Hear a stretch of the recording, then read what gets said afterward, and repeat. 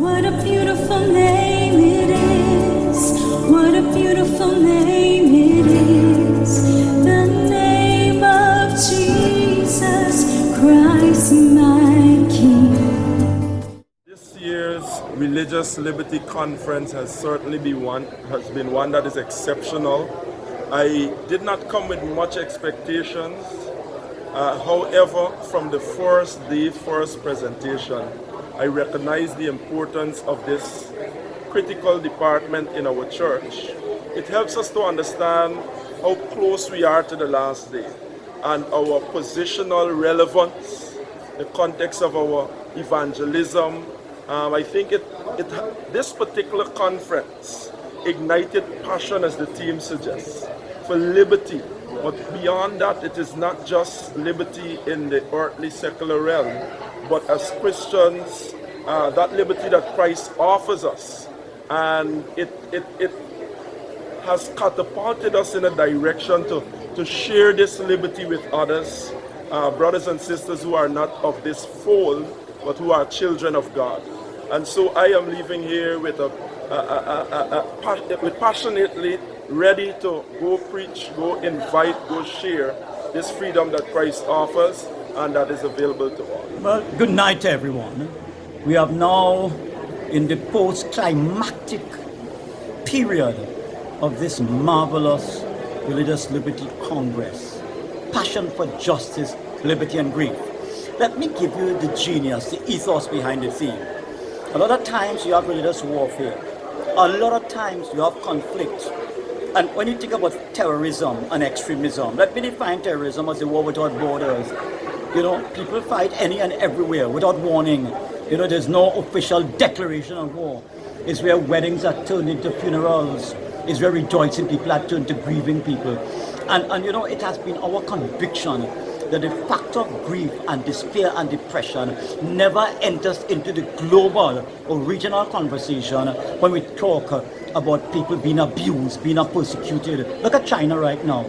The truth be told in China is that you have Christians who are in jail without hope of a trial, a quick trial, and you have Muslims being tortured in jail there too. The whole world is like one prison house. Of course, there's a prophetic eschatological dimension to all of this. In the last days, Paul tells Timothy, perilous time shall come. And in case the world doesn't know, let me remind all of us, that word perilous means living in constant fear of being endangered, executed, destroyed. That is prophecy being fulfilled. But God tells us to go into the world and produce healing, produce reconciliation. The gospel, Paul says, is a gospel of reconciliation. This is what this marvelous Congress, Liberty Congress, was all about, a passion for justice and liberty and grief. Let us not forget the grief factor. Let us not forget the spin-off in the post-tragedy phase. What happens is that for years people carry around memories that break them. The whole world is filled with a lot of broken people. And we are here in this department to build bridges to the brokenhearted and facilitate, by the grace of God and the dynamite power of the Holy Spirit, healing and bridge building. God bless you, and I thank you so much. Hi, my name is Osley Edwards. I am from the land of Guyana, the land of many waters. It has been a delight being here in St.Maarten for this Religious Liberty Congress. This was my first Congress as a Religious Liberty Director and my first time on the island of St.Maarten. I totally enjoyed every moment of it. I was enlightened and inspired. I've received many great ideas for religious liberty, and I just want to share with you that religious liberty is about tolerance.